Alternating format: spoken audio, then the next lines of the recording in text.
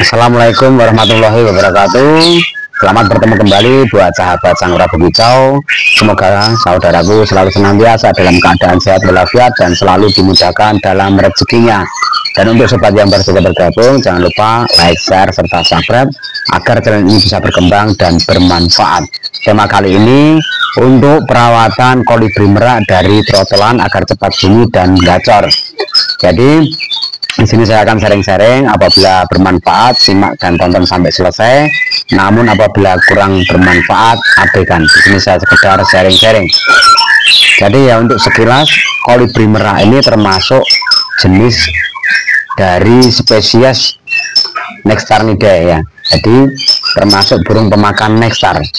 Burung ini habitat aslinya itu di ketinggian di subtropis ya. Jadi di pegunungan, terus perbukitan yang banyak sekali pepohonan-pepohonan.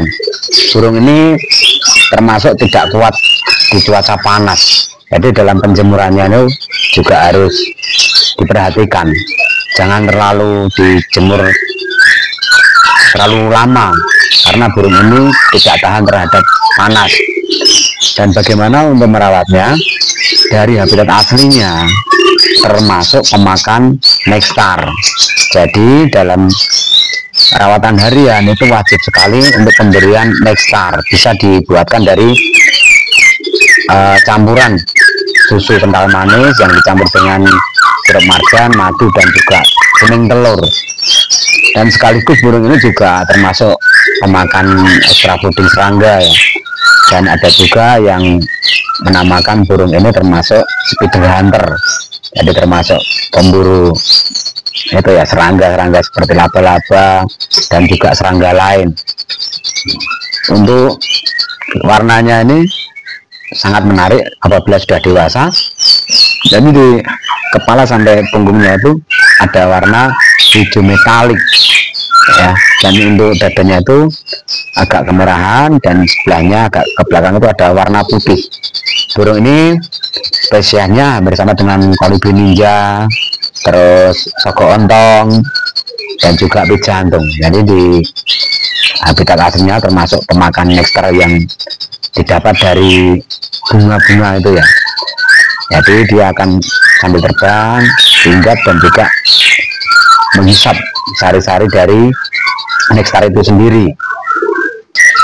Namun untuk burung ini apabila kita rawat di rumah ya, bisa kita buatkan untuk jenis nektarnya itu bisa dengan racikan seperti susu kental manis yang dicampur dengan sirup marjan, kuning telur, dan juga madu. Jadi untuk madunya itu agak sedikit ya, agar dia tidak kerontok bulunya. Dan juga untuk pemberian extra fooding bisa diberikan kroto atau ulat kandang atau jangkrik yang kecil-kecil. Kita lihat yang dia mau itu kroto atau ulat kandang ataupun jangkrik, karena tiap kolibri merak ini sendiri tidak semuanya menyukai kroto. Ada juga yang menyukai ulat kandang, dan ada juga yang cukup dia suka kroto dan tidak mau untuk extra fooding yang lain. Dan untuk penempatan cepuk pakan, cepuk mandi, dan tempat minumnya itu juga harus kita sediakan, karena burung ini senang sekali untuk mandi. Dan juga setelah dia minum untuk nektar itu sendiri, dia langsung minum air putih. Dan untuk penempatan seperti cepuk-cepuk mandi bisa ditempatkan untuk cepuk nektarnya bersebelahan dengan cepuk untuk extra fooding.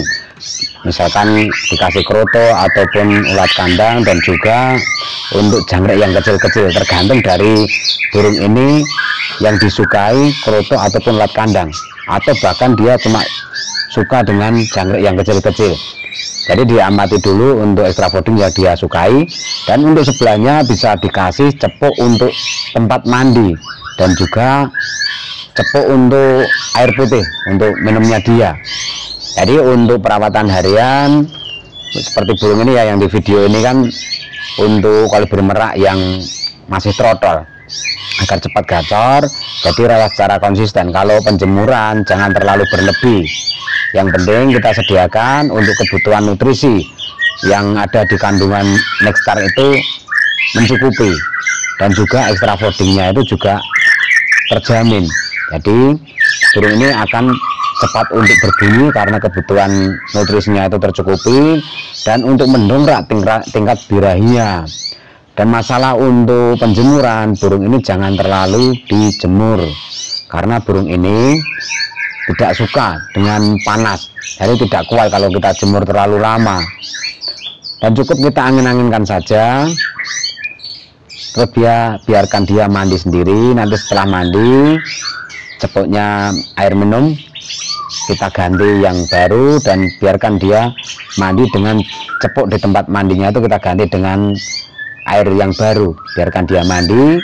Nanti setelah dia mau mandi, baru kita angin-anginkan kering. Untuk cepuk mandinya kita buang yang bekasnya tadi, kita ganti yang baru, dan nanti kita tempatkan sebelahnya untuk tempat minumnya dia, air putih. Jadi untuk perawatan kolibri yang dari trotol ini akan cepat untuk gacor, dan juga kalau kita mempunyai masteran yang lain atau kita masteri dengan MP3 ataupun juga dengan suara-suara burung kecil yang lain, burung ini akan cepat untuk menirukan suara-suara yang dia dengar.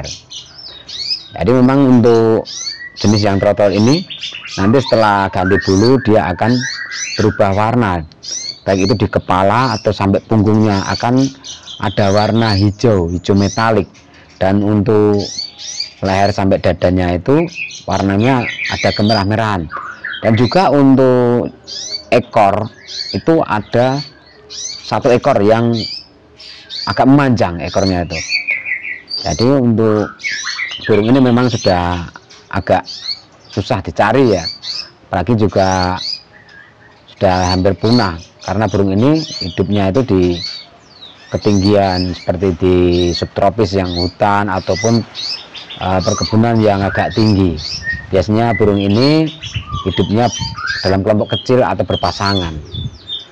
Dia dalam mencari makanan itu berada di pepohonan yang mulai berbunga.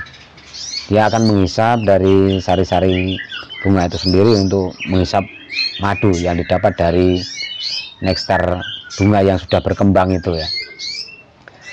Jadi perawatannya itu cukup kita kasih nektar yang kita buat dengan nutrisi yang seimbang, dan juga pemberian extra fooding yang lain.